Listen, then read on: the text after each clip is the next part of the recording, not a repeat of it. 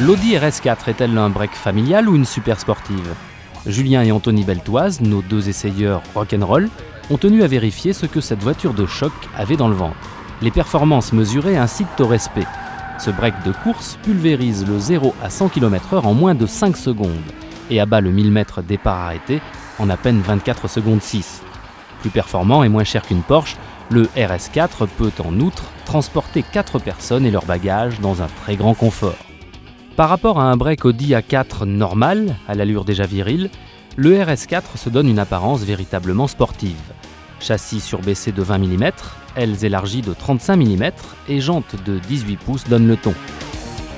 Pour ceux qui n'auraient pas encore bien compris les prétentions de la bête, les énormes prises d'air du bouclier avant et le sigle RS4 sur la calandre affirment son caractère. Sans aucun doute, l'Audi RS4 n'est pas un simple break allemand sauce tuning. À l'autre bout de la ligne d'échappement, terminée par un superbe double embout, se cache une véritable pièce d'orfèvrerie, un V6 biturbo de 380 chevaux. Ce moteur est une extrapolation du bloc de 265 chevaux monté sur le S4. Après un passage chez le préparateur Cosworth, il a gagné 115 chevaux.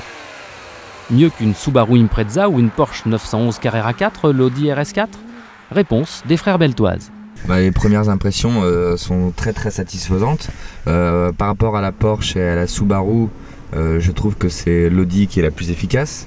Notamment donc aujourd'hui on l'a essayé sur un terrain mouillé, où la piste est vraiment très humide et la voiture est vraiment très efficace, donc ça laisse présager déjà un très bon comportement sur le sec. On a essayé la voiture dans les deux versions, avec ESP et sans ESP, et je tiens aussi vraiment à faire remarquer que l'ESP est vraiment très efficace, c'est-à-dire qu'il corrige parfaitement le manque d'adhérence de la voiture sans procurer aucune gêne au niveau de la conduite de la voiture. Julien, donc ce break de 380 chevaux, il t'a convaincu? Oui, il m'a convaincu, et surtout par rapport aux deux autres modèles, on a une présentation intérieure que j'adore, avec du vrai carbone. C'est vrai que c'est très sobre, parce que c'est noir, mais on sent, on a une impression d'être en sécurité, et il vaut mieux, puisque les performances sont là, et comme disait Anthony, donc la voiture est fantastique. Notamment, c'est le but des 4 roues motrices, sur toutes les périodes de réaccélération, même quand on a les roues braquées, on réaccélère. Sous la pluie, il n'y a pas de perte de motricité, il n'y a pas de gros survirage quand on est accéléré. C'est vraiment incroyable. Maintenant, le SP, je sais qu'Audi a travaillé énormément dessus, parce que moi j'ai eu l'occasion de travailler avec eux pendant 3 mois il y a 5 ans sur un circuit où on roulait toute la journée non-stop avec des Audi A3, A4, A6 et A8 pour développer le SP, justement pour qu'il soit le plus efficace possible. Et donc aujourd'hui, cette voiture est vraiment une bonne représentation du travail d'Audi dans ce milieu. On a un peu poussé à l'extrême les glissades, parce que c'est vrai qu'on se prend très vite au jeu, parce que la voiture est très facile à rattraper. Et personnellement, ça m'a rappelé beaucoup le comportement du Trophée Andros, dans le sens où la voiture arrive à prendre énormément d'angles. On croit qu'on va partir en tête à queue, et si on reste le pied accéléré à fond, la voiture revient. Donc c'est vraiment très impressionnant, et à conduire, ça procure beaucoup de plaisir. Le comportement, c'est sûr, est incroyable. Maintenant, on a fait des glissades en tirant le frein à main. Sans tirer le frein à main, c'est quand même assez dur de la prendre en défaut. On peut rentrer très vite dans les courbes.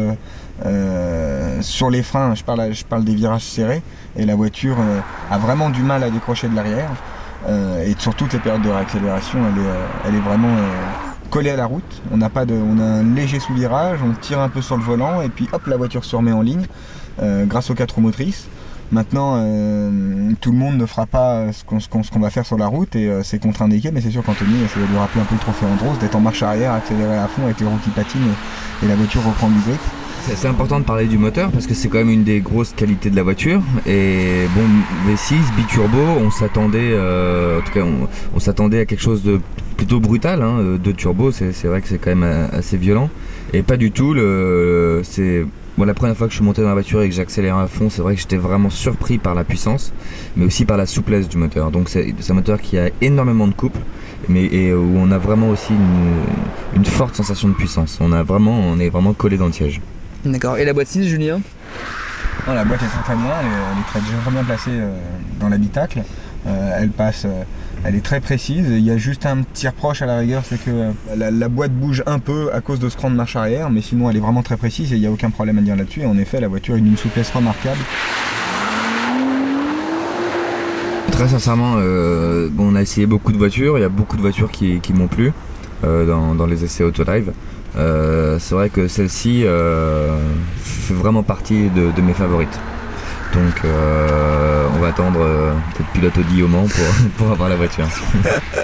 Alors attends, tu me parlais donc l'autre fois d'être pilote BMW, aujourd'hui pilote Audi, c'est encore un autre scoop? Multimarque. Pilote multimarque. Toi Julien, pareil, tu achètes? Non, bien sûr, si j'avais les moyens, j'achèterais. Maintenant, la voiture a une puissance phénoménale, a une tenue de route incroyable. Pour garder son permis, il suffit de bien s'adapter.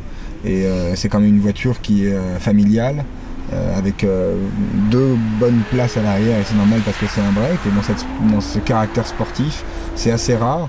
Je trouve que c'est une bonne osmose entre le confort, le break familial et la sportive pure et dure.